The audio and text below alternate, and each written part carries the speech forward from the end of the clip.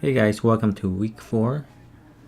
This week I'm going over how to study from masters.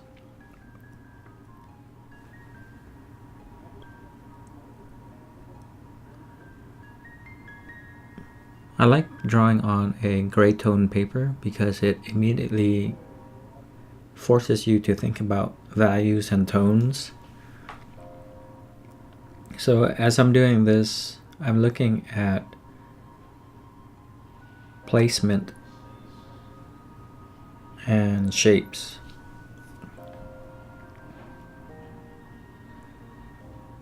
Every one of these compositions are very straightforward and easy to understand. They're great examples of book covers and movie posters.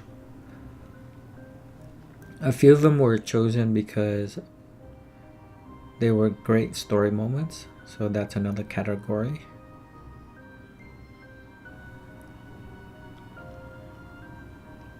So different types of pieces that we will be working on is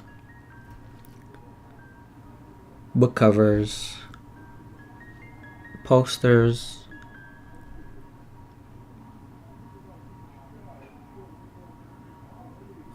story moments, which are also keyframes,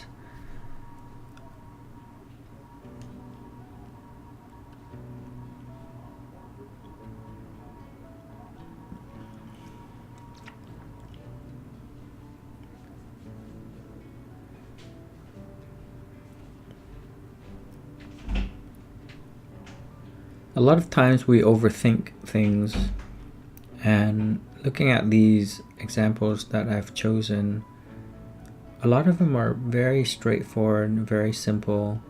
They have a graphic read. You can take a quick glance at any of them and exactly know what the book's about or what the movie's about. So always keep it simple.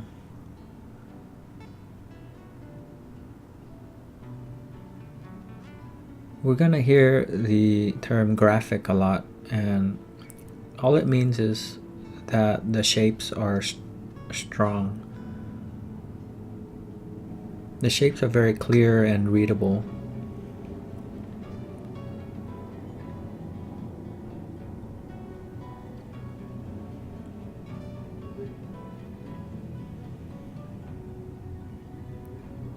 The main idea of doing studies is to simplify.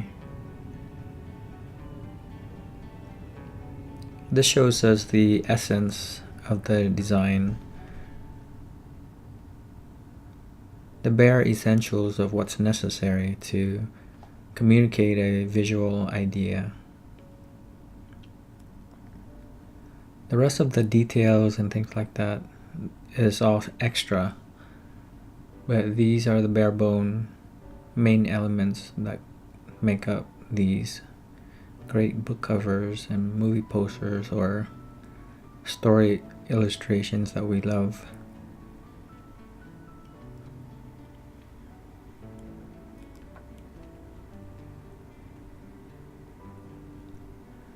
So other than using shapes or silhouettes, looking at positive and negative shape, I'm also using gradations.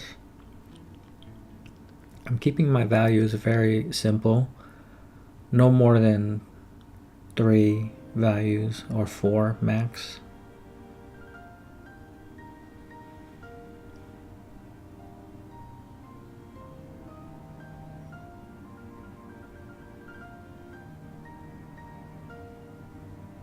And the other reason I work on a gray canvas, digital canvas in this case, is that it saves your eyes. There's light coming from the screen, and if you have to look at a white screen for long periods of times, your eyes get really tired. But if you're drawing traditionally, you can do this on toned paper. You can buy toned paper in a sketch pad form. Otherwise, digitally, just fill your canvas with a light gray or medium gray.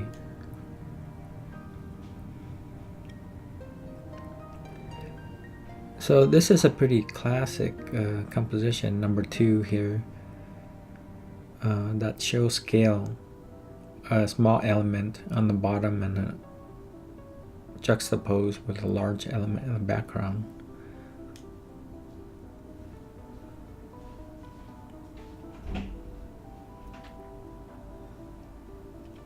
This third piece I love for the pose.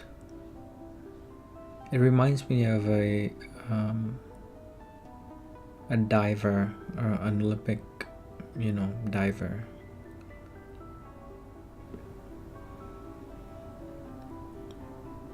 So it's a great idea to get reference by searching these types of keywords. Diver or parkour.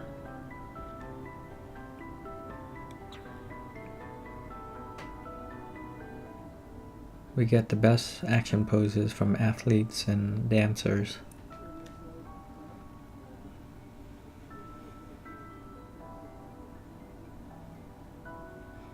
So the great thing about digital is that you can just use the paint bucket tool to fill in your shape.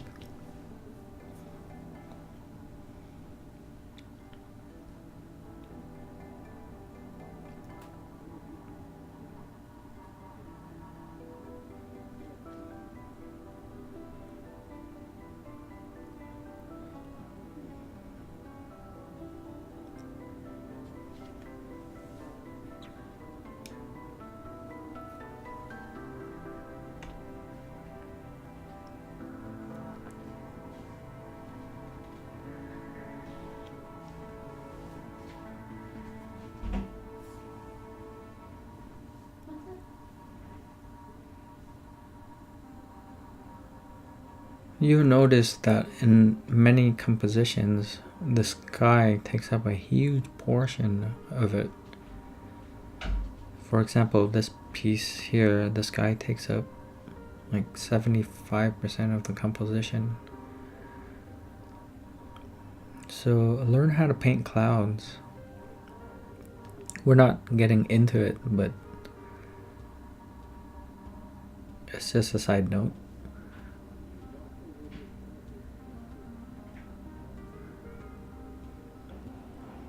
Just look at how simple this is. There's only 3 elements. The figure, the clouds, and then a few birds. That's all it is. On the second one, it's just a guy in a small boat and a big pirate ship in the back.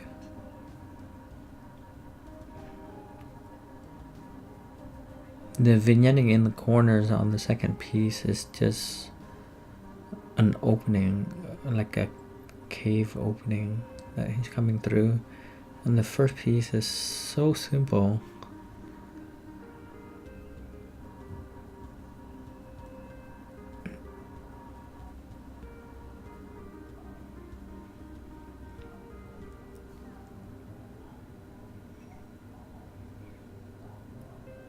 Doing these exercises builds up your visual vocab for a specific thing that you want to do,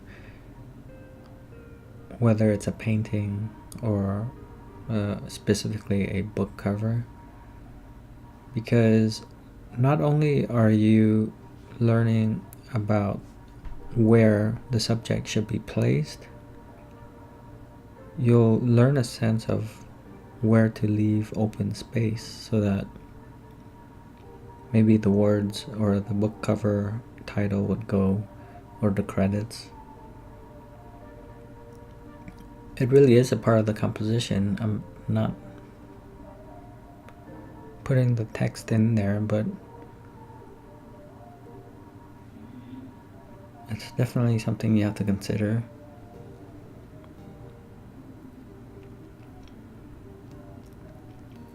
This fourth piece is very similar to the second one because it's about small versus large again, scale.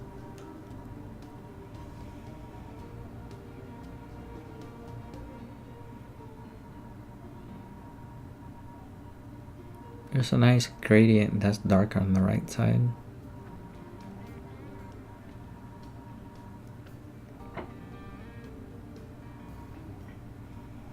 And then you have this armada of cars and wastelanders in the background.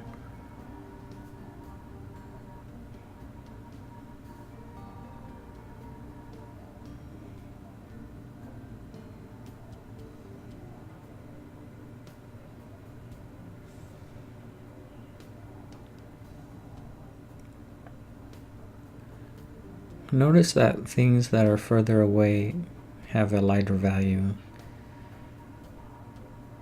This is a part of atmospheric perspective. Things that are closer will have darker blacks, and as things recede into the distance, even if they're in shadow, the black area is not as black because there's atmosphere in between, dust particles that are bouncing light.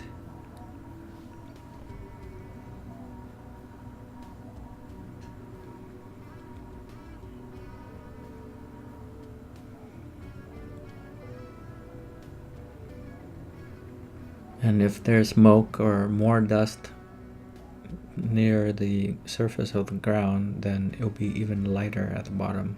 So you get another gradient of light on the bottom going upwards. You can see this a lot when you look at distant mountains.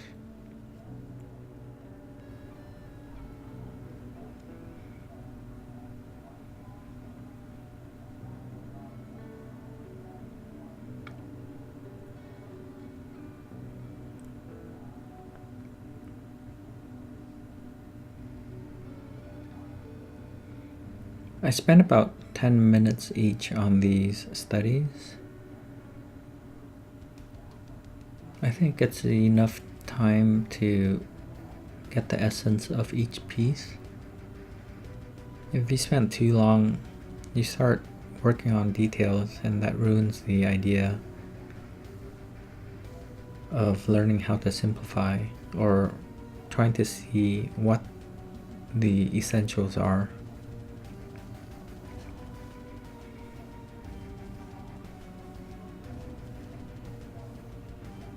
I love this fifth one because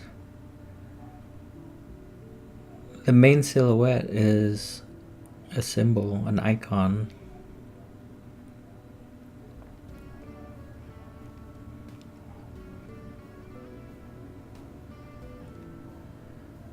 It's almost enough by itself to know what this story is going to be about. But to add another level of interest, we get a double exposure with characters within the main silhouette.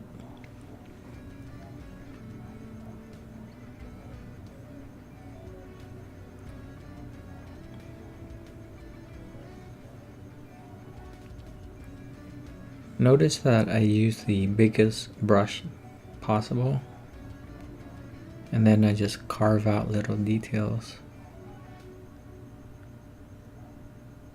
This is the fastest way, I think, of working.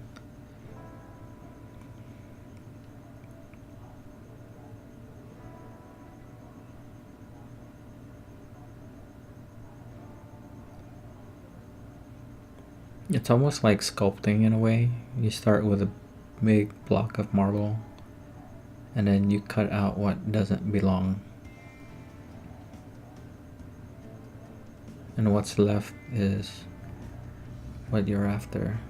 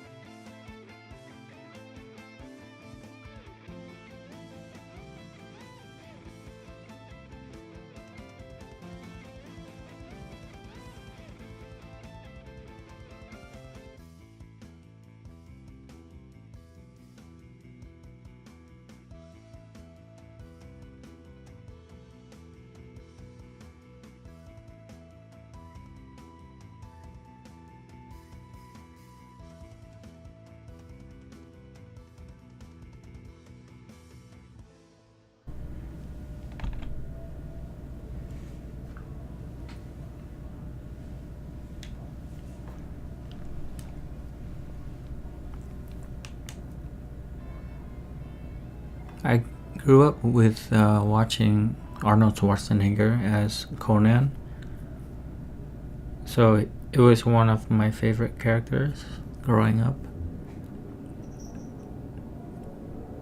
This is a very classic example of magazine cover illustration.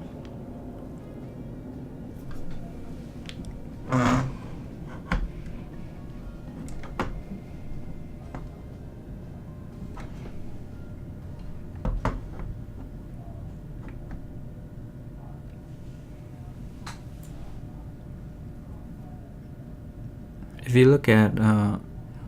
look at the Saturday Evening Post, a lot of the covers that you see Norman Rockwell and J.C. Leyendecker do have a circle right in the middle, and it's kind of like a composition cheat.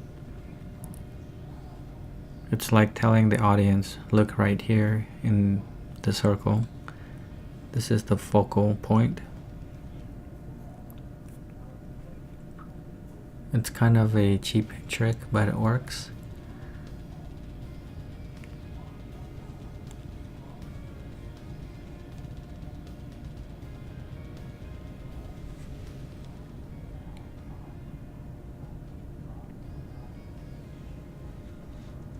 Hopefully all that quick sketch gesture drawing we did a while ago comes to good use here,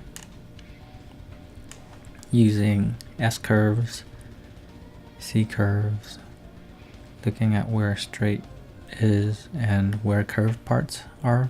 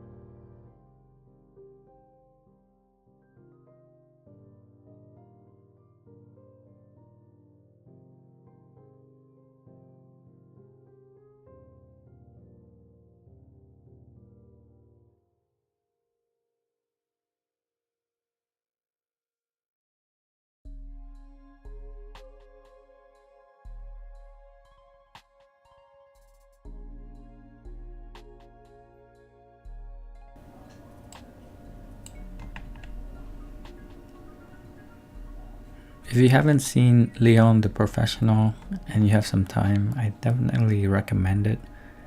It's still one of my favorite films. It started this whole genre. Well, maybe it didn't. I mean, Taxi Driver was the one that started this genre, I think, of old man protecting a young girl.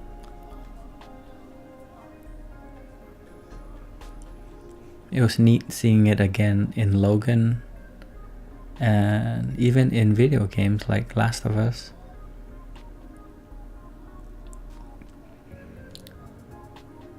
This was not the film poster, this was a poster that was made after. I'm not sure what it's for. I'm not sure if it's a foreign version of the poster or a special limited edition poster just for collectors, but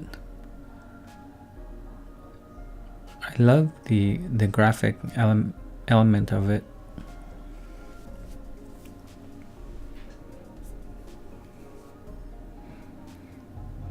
Leon is a hitman, but his heart softens up as he meets a young girl that he feels like he needs to save.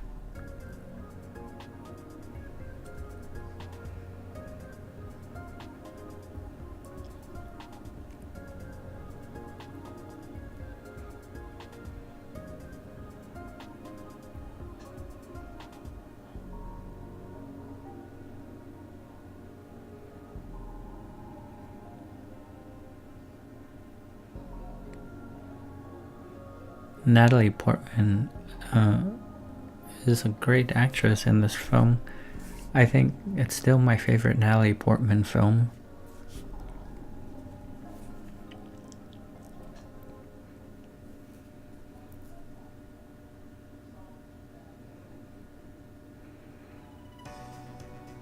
Taxi Driver had Robert De Niro and Jodie Foster. That film was way more serious.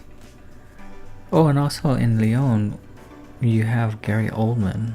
Gary Oldman is like a chameleon. We've seen so many of his films and not realized that it was Gary Oldman all along. Because his acting is so unique and so project appropriate that my brain doesn't say, oh yeah, it's Gary Oldman. It's always like, oh yeah, that's the villain from that movie.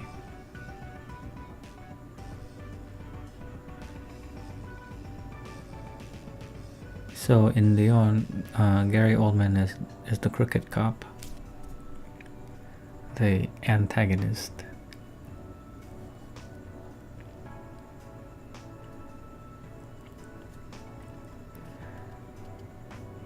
It's a great scene of Matilda, the young girl, knocking on Leon's door asking for help. And this is a great idea to superimpose her figure or that story moment into his silhouette.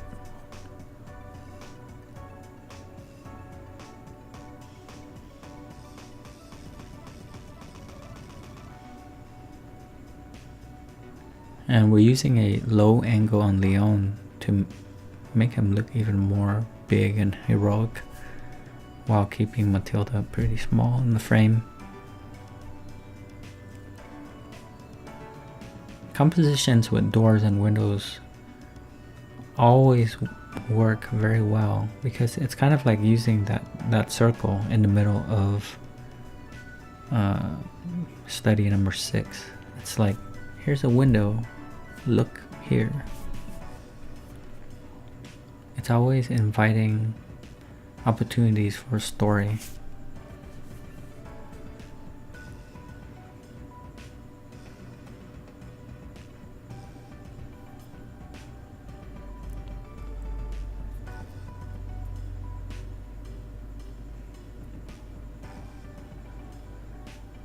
I'm doing these digitally, so they're super clean.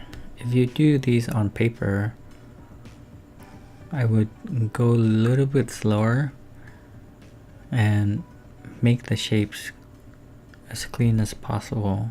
I mean, you don't have to be like a machine, but with traditional media, it's really easy to get sloppy.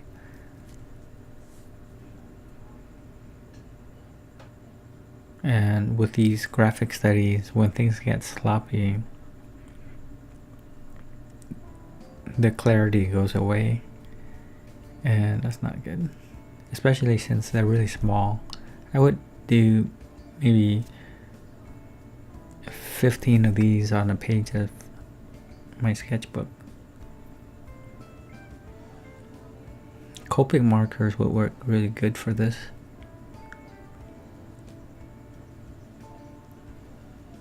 For the gradations, definitely try using the blender. And if you never used the blender before, the best way to get a smooth gradation is to put a layer of the blender down first and then put a lighter tone on one side, and then the other side fill it with the darker tone, and then move towards the center and continue to add more blender to get that gradation. It takes a bit of practice, but similar to making gradations with watercolor, you fill the area with water and then you add the values, light and dark, and then use your brush to blend where they meet. Same concept. So in number 8 here, this is about lighting, rim light, or even backlighting. It's a very artsy look.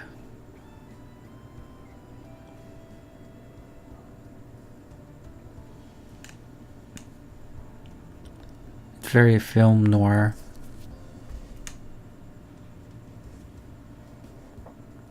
Very dramatic.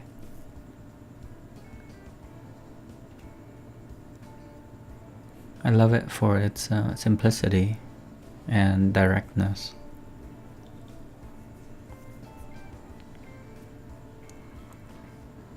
And your eyes have no choice but to look at the light. So making the focal point clear here is very easy.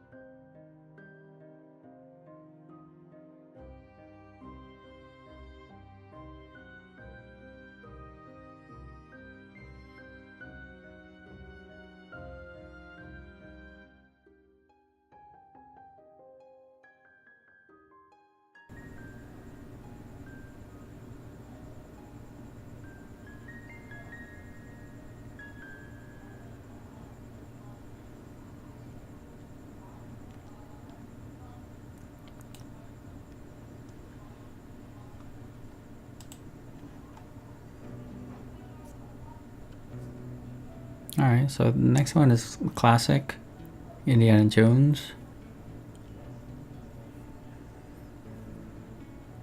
This one's actually tricky at first, because if you look at the old poster, it's very low contrast. Everything is like a medium gray value if you desaturated it. But it has the same concept of using the circle as a graphic element in the background. So right away it's saying, look here, it's about this guy, Indy.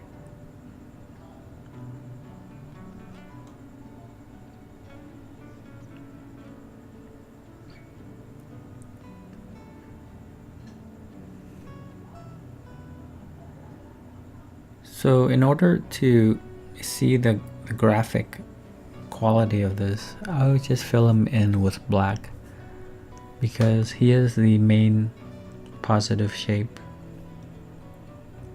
And then everything else I consider is the negative shape.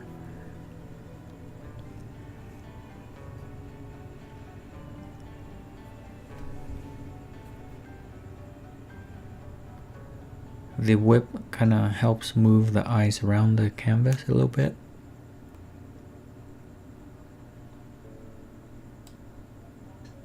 And then finally you have other portraits on the side and some detail about the environment where he'll be,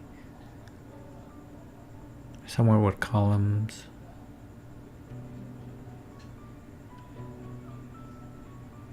And a mantle of some sort.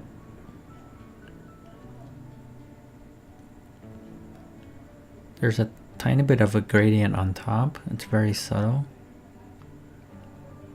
And I'm going to use some tones to make it look a little bit more like what the poster actually looks like.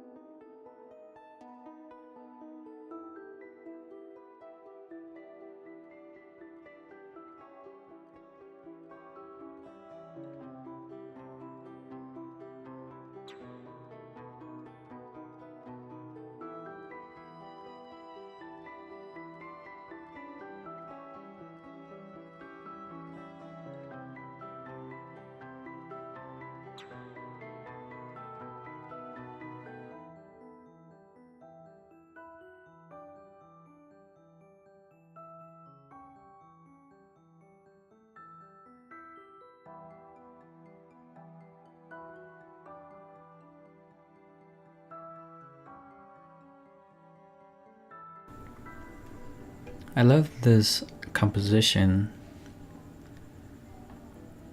not as a poster, but as a story moment. There's a light, strong sunlight coming through this window, casting a shadow on the ground, and some of the shadow falls on top of this desk. I love the diagonal composition. I think this composition is very usable over and over again, because there's a figure of power behind the desk and then somebody approaching him to inform him of the news or asking him for permission to do something. Pieces like this are more tricky to simplify because it's showing off the set. There's so much details. There's all this furniture and perspective. We're looking down from a bird's eye view, so there's a convergence at the bottom. I'm making sure that when I draw the verticals, they're not straight up and down. They converge towards the bottom.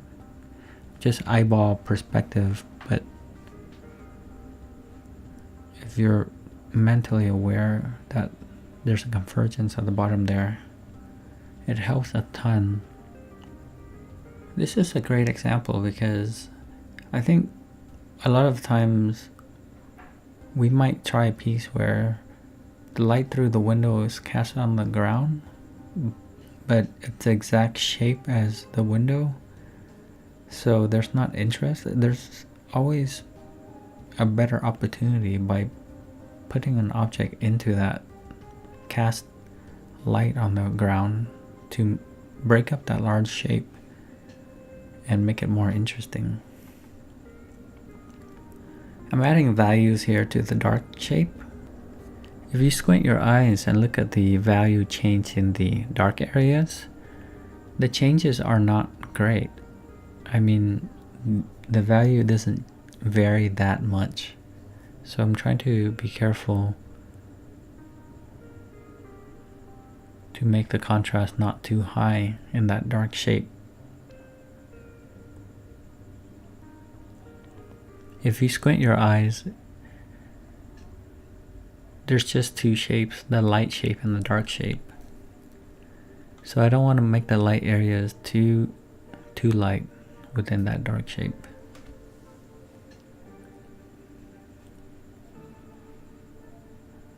It's like exposure.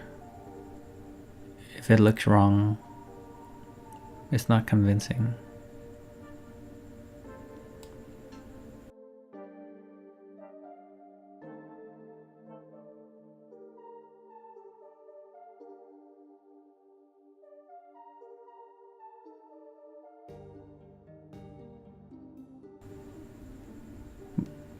This next piece is by Caravaggio.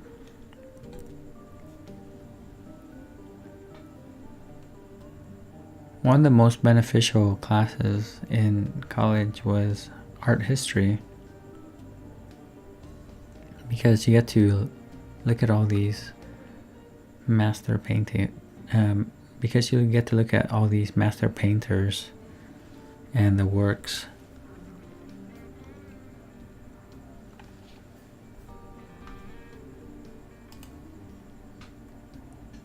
Caravaggio is from the Baroque period. It's a period that started using very dramatic lighting, very what we call now theatrical lighting.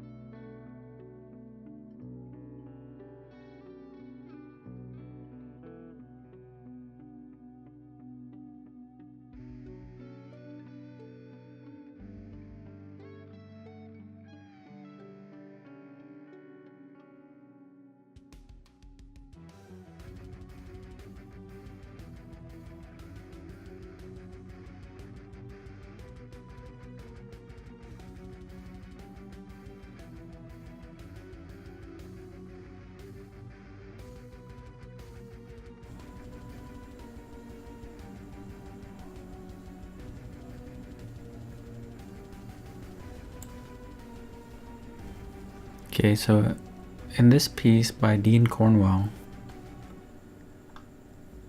it's definitely a story moment. Looks like a confrontation of some sort.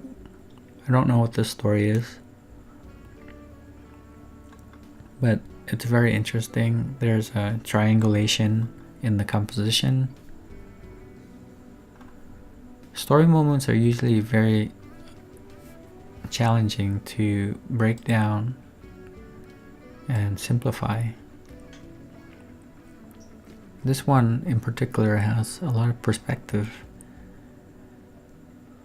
It's a 3-point perspective, so you have vanishing points on the left, the right, and things converge towards the bottom.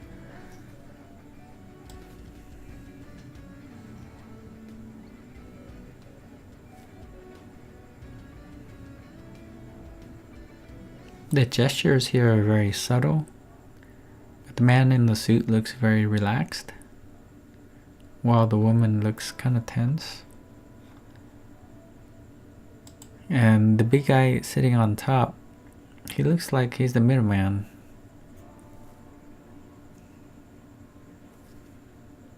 Makes me think of like a couples therapy or something.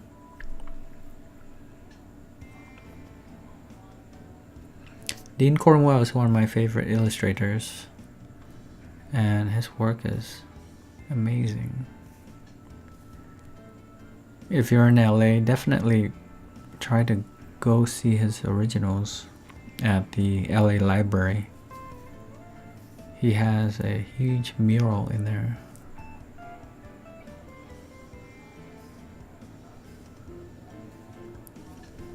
And while you're there, very nearby is Grand Central Market. Great place for lunch and for photos. And across the street from there is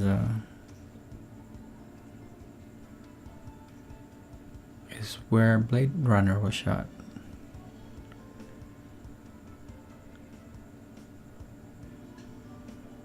So it's a cool little area in downtown to visit.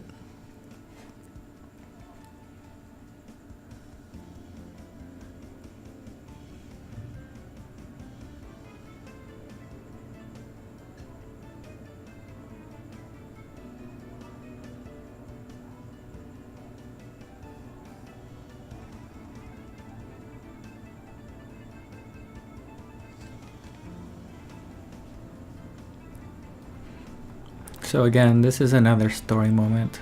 Very complex, but I'm doing my best to simplify it.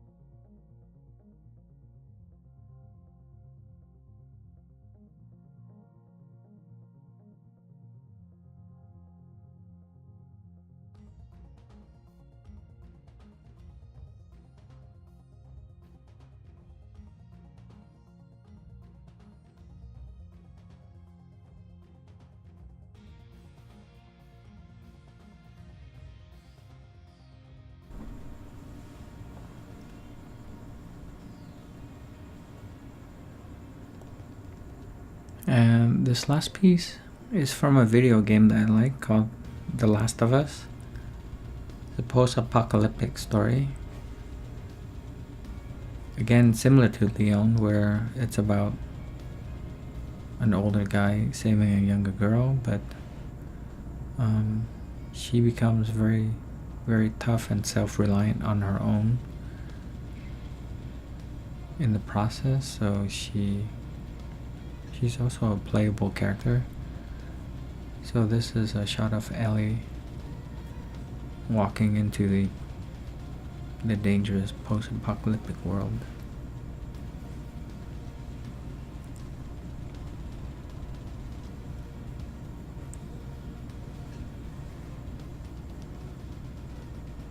I love the idea of starting a composition with an obvious frame that's dark in the foreground, and then just using that atmosphere to paint the background lighter the further you go back.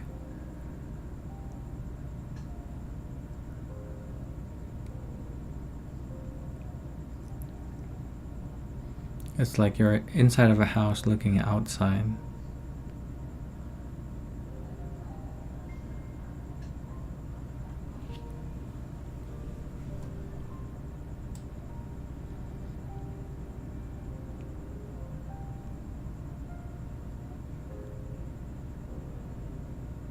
And then lighting kind of cuts into the frame and guides the eye towards the character, but the character is not obviously highlighted. Just enough to get your eyes to go towards her legs and then move around the canvas.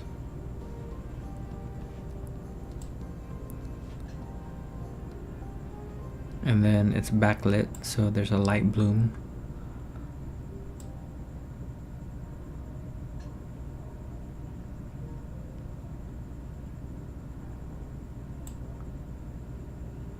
And that's it on how to do studies, from book covers, posters, story moments, keyframes, illustrations, old master paintings, and just about anything that you want to learn from. Try to simplify the piece down to its most essential elements, and look at the graphic composition.